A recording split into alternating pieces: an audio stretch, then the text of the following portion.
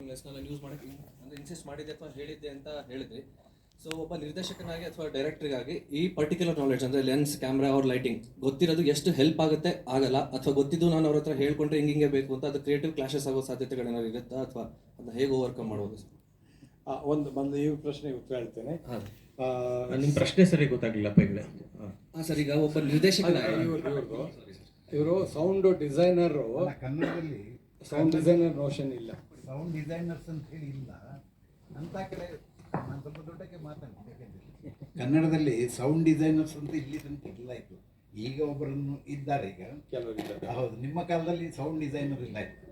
ಹೇಗೆ ಬಾಲಿವುಡ್ನಲ್ಲಿ ಎಲ್ಲ ಇದ್ರ ಅಂತೇಳಿ.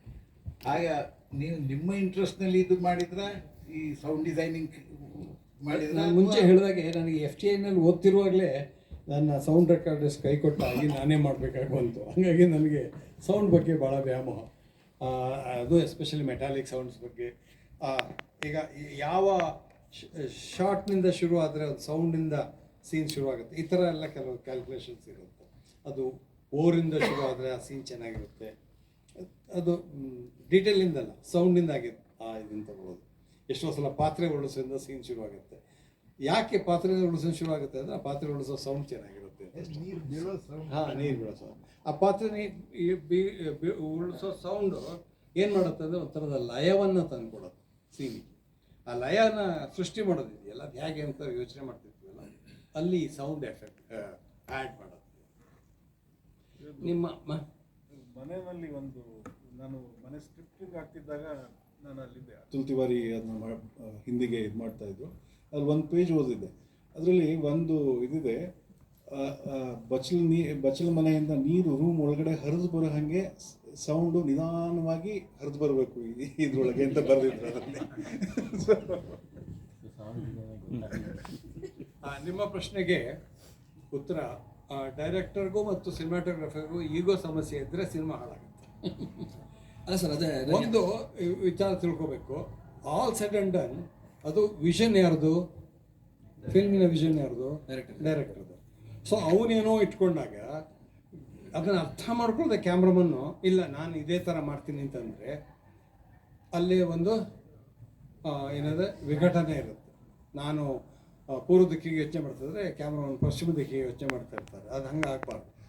ಹಾಗಾಗಿ ಒಳ್ಳೆ ಕ್ಯಾಮ್ರಾಮನ್ ಏನು ಮಾಡ್ತಾನೆ ಅಂತಂದರೆ ಸ್ಕ್ರಿಪ್ಟ್ ಓದ್ಕೊಂಡು ಇದು ಡೈರೆಕ್ಟರ್ ಚರ್ಚೆ ಮಾಡ್ತಾ ಇರುವಾಗ ಯಾವ ಕಾರಣಕ್ಕೆ ಇದನ್ನು ಮಾಡ್ತಾ ಇದ್ದಾನೆ ಅಂತ ಯೋಚನೆ ಮಾಡಬೇಕಾಗುತ್ತೆ.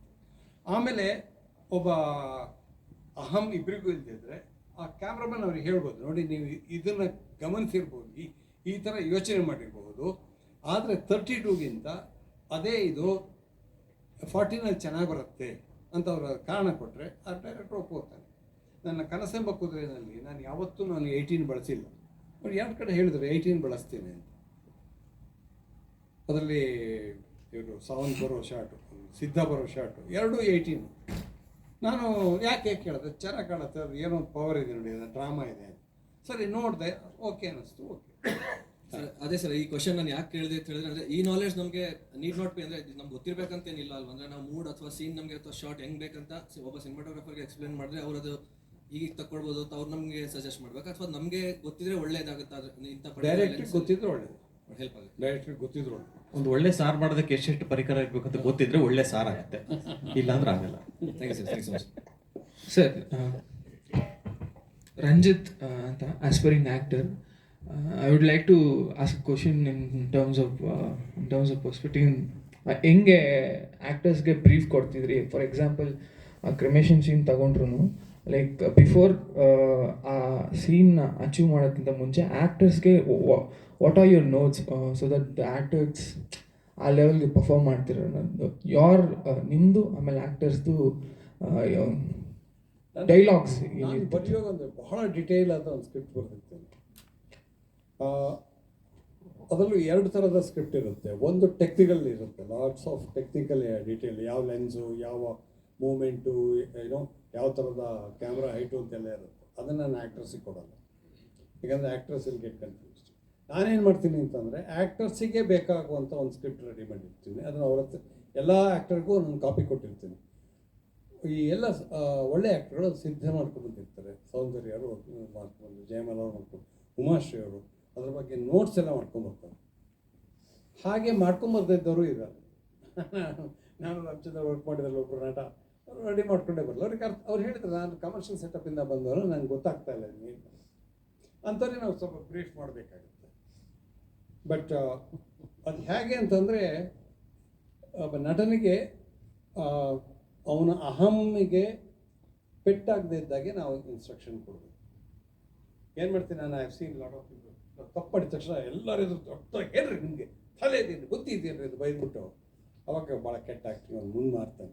ಸೊ ನೀವು ಏನು ಮಾಡಬೇಕು ಅಂತ, ಭಾಳ ಚೆನ್ನಾಗಿತ್ತು ಅಂತೇಳಿ ಆಮೇಲೆ ಮೆಲ್ಲಗೆ ತರಬೇಕು, ಕೆಟ್ಟದಾಗಿತ್ತು ಆ್ಯಕ್ಟಿಂಗು, ಹಿಂಗೆ ಮಾಡಿ ಅಂತ ಹೇಳಿ ಆ ಥರ ನಾನು ಮಾಡ್ತೀನಿ. ಎಸ್ಪೆಷಲಿ ಮಕ್ಳಿಗೆ ಮಾಡುವಾಗ, ಮಕ್ಳ ಜೊತೆ ಆ್ಯಕ್ಟ್ ಮಾಡುವಾಗಂತೂ, ಆ್ಯಕ್ಟಿಂಗ್ ಎಕ್ಸ್ಟ್ರಾಕ್ಟ್ ಮಾಡುವಾಗಂತೂ ತುಂಬಾ ಕೇರ್ಫುಲ್ ಆಗಿರಬೇಕು. ಯಾಕಂದರೆ ತುಂಬ ಕಾನ್ಸೆಪ್ಟ್ಸ್ ಎಲ್ಲ ಅವ್ರಿಗೆ ಹೇಳ್ತಾ ಹೋಗ್ಬಿಟ್ರೆ ಅವ್ರು ಗೊಂದಲಕ್ಕೆ ಬಿದ್ದುಬಿಡ್ತಾರೆ.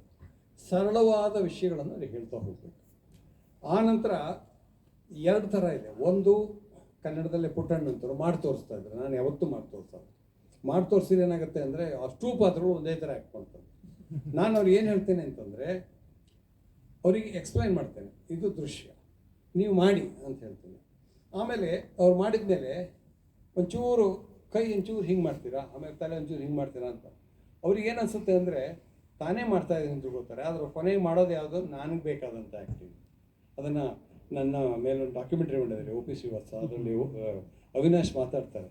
ಅವರ ಟೆಕ್ನಿಕ್ ಹೇಗಿದೆ ಅಂತಂದರೆ, ನಮಗೆ ಗೊತ್ತಾಗದೇ ಇದ್ದಾಗ ಅವ್ರಿಗೆ ಬೇಕಾಗಿದ್ದ ಆ್ಯಕ್ಟಿಂಗ್ ಮಾಡಿಸ್ಕೋತಾರೆ ಅಂತ. ದಟ್ಸ್ ಭಾಳ ಕೇರ್ಫುಲ್ ಆಗಿರ್ಬೇಕು. ಅದು ಆ್ಯಕ್ಟರ್ಸಿಗೆ ಯಾವತ್ತೂ ನೀವು ಚೂರು ಏನಾದ್ರು ಅವಮಾನ ಆದರೆ, ಹರ್ಟ್ ಮಾಡಿದರೆ, ನಾವು ಹರ್ಟ್ ಮಾಡದೇ ಇರೋಲ್ಲ ಅಂತಿಲ್ಲ, ನಾವು 1-2 ಸಲ ಮಕ್ಕಳಿಗೆಲ್ಲ ಹೊಡೆದಿದ್ದೀನಿ, ಆ್ಯಕ್ಟರ್ಸಿಗೆ ಹೊಡೆದಿದ್ದೀನಿ, ಅದು ಬೇರೆ ವಿಷಯ.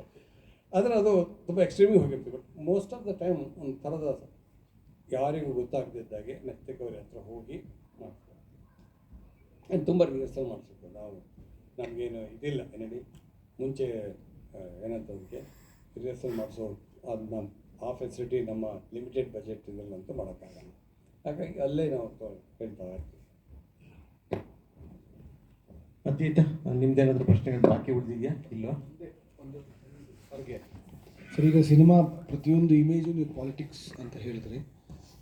ಅಂದರೆ ಒಂದು ಸಿನಿಮಾ ಅಂದರೆ ಒಂದು ಇಡೀ ತಂಡ which becomes an amalgamation of point of views ಅಂತ ಅಂದ್ಕೊಳ್ಳೋದಾದರೆ, ಒಂದು ಮತ್ತೊಂದಕ್ಕೆ ಅಬ್ಟ್ರೂಸಿವ್ ಆಗದೇ ಇರೋ ಹಾಗೆ ಪ್ರೊಡಕ್ಟಿವ್ ಆಗಿ ಹೇಗೆ ಅದನ್ನು ಅಮ್ಯಾಲ್ಗಮೇಟ್ ಮಾಡಬಹುದು?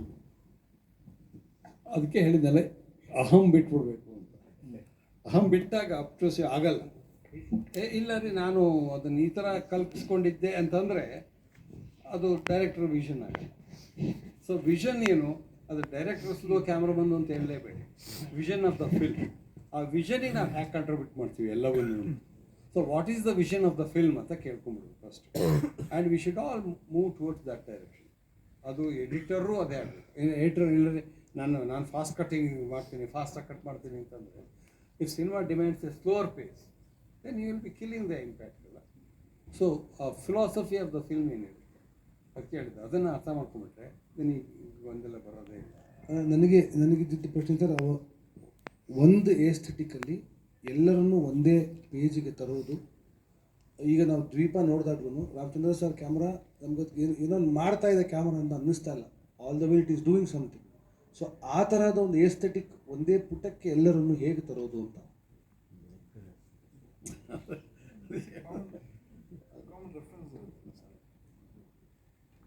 ಈಗ ನಿಮ್ಮ ಅಪ್ರೋಚ್ ಏನಿತ್ತು ಸರ್? ಈಗ ದ್ವೀಪ ಈಗ ನಮ್ಮ ಎಲ್ಲರಿಗೂ, ಈಗ ನನಗಾಗಲಿ, ನನ್ನ ಸಿನಿಮಾಟೋಗ್ರಾಫರಿಗಾಗಲಿ ಅಥವಾ ಎಡಿಟರ್ಗಾಗಲಿ ಒಂದು ಬೇಸಿಕ್ ಫ್ರೇಮ್ ವರ್ಕ್ ಇರುತ್ತೆ, ಸ್ಕ್ರಿಪ್ಟ್ ಇರುತ್ತೆ, ಒಂದು ಆ ರೆಫರೆನ್ಸ್ ಬಗ್ಗೆ. ಇವಾಗ ದ್ವೀಪದಲ್ಲಿ ಶೂಟ್ ಮಾಡುವಾಗ ನಮ್ಮಿಬ್ಬರ ಬಗ್ಗೆ ಸಾಕಷ್ಟು ಡಿಸ್ಕಷನ್ ಆಗ್ತಾ ಇತ್ತು. ಎಷ್ಟು ಮಟ್ಟಿಗೆ ಅಂತಂದರೆ ಆ್ಯಕ್ಟರ್ಗಳೆಲ್ಲ ನಾಳೆ ಕಷ್ಟ ಶೂಟಿಂಗ್ ಅನ್ನೋ ಮಟ್ಟಿಗೆ. ಬಟ್ ಒಂದು ದಿವಸ ಫೋನ್ ಮಾಡಿ ಹೇಳಿ, ನಾಳೆ ಪ್ಯಾಕಪ್ ಮಾಡಿ ಯಾಕೆ ಕೇಳಿದ್ರೆ ಕ್ಯಾಮ್ರಾವನ್ನು ಡೈರೆಕ್ಟ್ ದೊಡ್ಡ ಜಗಳ ಮಾಡ್ತಾರೆ. ಸೊ ಬಿಕಾಸ್ ನಮ್ಮ ಚರ್ಚೆ ಆ ಇದರಲ್ಲಿದೆ, ಆ ಫ್ರೇಮ್ ರೆಫರೆನ್ಸಲ್ಲೇ ನನ್ನ ಇಂಟರ್ಪ್ರಿಟೇಷನ್ ರಾಂಗ್ ಆಗಿರ್ಬೋದು, ಅಥವಾ ಆ ಸಂದರ್ಭದಲ್ಲಿ ಅದನ್ನ ಅಪ್ಲೈ ಮಾಡೋಕ್ಕಾಗದೇ ಇರ್ಬೋದು.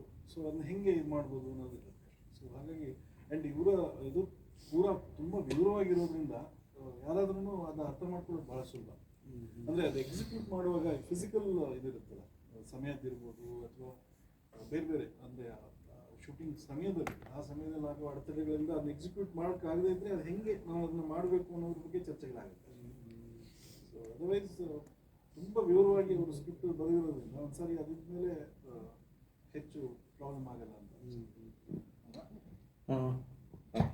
ಸರ್ ಒಂದು ನಿಮಿಷ ಇಲ್ಲ 5:30ಗೆ ಸ್ಕ್ರೀನಿಂಗ್ ಶುರು ಆಗುತ್ತೆ. ಸಿನಿಮಾ Last ಹೋಗುವಂತ ಬೇರೆ ಪ್ರೇಕ್ಷಕರು ಇರ್ತಾರೆ. ಕೊನೆ ಪ್ರಶ್ನೆ ಸರ್, ಅಂದ್ರೆ ಗಿರೀಶ್ ಕಾಸರಹಳ್ಳಿ ಸರ್ ಪ್ರತಿಯೊಂದು ಸಿನಿಮಾದಲ್ಲೂ ಆ ಹ್ಯಾಂಡ್ ಅಂದ್ರೆ ಆಕ್ಟರ್ ಹ್ಯಾಂಡ್ ಇದೆಯಲ್ಲ ಅದನ್ನ ಬಳಸ್ಕೊಂಡು ಒಂದು ಹೊಸ ತರಹದ ವಿನೂತನ ಶೈಲಿಯ ಕಮ್ಯುನಿಕೇಶನ್ ಕೊಡ್ತಾರೆ. ಉದಾಹರಣೆಗೆ ಕೂರ್ಮಾವತಾರ ಇರ್ಬೋದು, ತಬರನ ಕಥೆ ಇರ್ಬೋದು. ತಬರನ ಕಥೆಯಲ್ಲಿ ಆಫೀಸಲ್ಲಿ ಫೈಲ್ ಎಲ್ಲಿದೆ, ಎಲ್ಲಿಗೆ ಹೋಗ್ಬೇಕು ಅನ್ನೋಂಥದ್ದನ್ನ ಹ್ಯಾಂಡ್ ಯೂಸ್ ಮಾಡುವಂಥದ್ದು ಇರ್ಬೋದು. ಅಥವಾ ಕೂರ್ಮಾವತಾರದಲ್ಲಿ ನಿಮ್ಮ ತಾಯಿ ತುಂಬಾ ನನ್ನನ್ನು ನೆನಪಿಸ್ಕೊಂಡ್ರೇನೋ ಅಂತ ತಂದೆ ಮಗನ ಕಾನ್ವರ್ಸೇಷನ್ ಅಲ್ಲಿ ಒಂದು ಹ್ಯಾಂಡ್ ನ ಟಚ್ ಮಾಡುವಂಥದ್ದು ಇರ್ಬೋದು. ಸೊ ಇದೆಲ್ಲ ತಾವು ಅಡ್ವಾನ್ಸ್ ಆಗಿ ಪ್ಲಾನ್ ಮಾಡ್ಕೋತೀರಾ? ಅದು ತುಂಬಾ ಪವರ್ಫುಲ್ ಆಗಿ ಕಮ್ಯುನಿಕೇಶನ್ ಆಗುತ್ತೆ ಸರ್ ನಮ್ಗಳಿಗೆ. ಅಂದ್ರೆ ಅದು ಆ ಒಂದು ಪ್ರೀತಿ, ಆ ಒಂದು ಬಾಂಧವ್ಯ ಅನ್ನುವಂಥದ್ದು ಕೇವಲ ಒಂದು ಹ್ಯಾಂಡ್ಗಳನ್ನ ಯೂಸ್ ಮಾಡ್ಕೊಂಡು ಮಾಡುವಂಥದ್ದು. ತಾವು ಸ್ಕ್ರಿಪ್ಟ್ ಯಾವಾಗ ಸ್ಟಾರ್ಟ್ ಮಾಡ್ತೀರಾ ಅವಾಗಲೇ ಆ ಥರ ಯೋಚನೆ ಮಾಡ್ತೀರಾ, ಇಲ್ಲ ಸ್ಪಾಟ್ ಅಲ್ಲಿ ತಾವು ಆ ಥರ ಯೋಚನೆ ಮಾಡ್ತೀರಾ ಅಂತ ಸರ್? ನಾನು ತುಂಬ ಎಲ್ಲ ನಾನಾಗ್ಬೋದು, ಶೇಷಾದ್ರಿ ಆಗ್ಬೋದು, ನಾವೆಲ್ಲ ತುಂಬ ಸಣ್ಣ ಬಜೆಟಲ್ಲಿ ಮಾಡ್ತಿರೋದು. ಎಲ್ಲವನ್ನೂ ನೀವು ಡೀಟೇಲಾಗಿ ವರ್ಕೌಟ್ ಮಾಡದೇ ಇದ್ದರೆ ನೀವು ಶೂಟಿಂಗಲ್ಲಿ ಸಿಗಾಕೋತೀರ. So even small little details ಕೂಡ ಬರ್ಕೊಂಡಿರ್ತೀವಿ.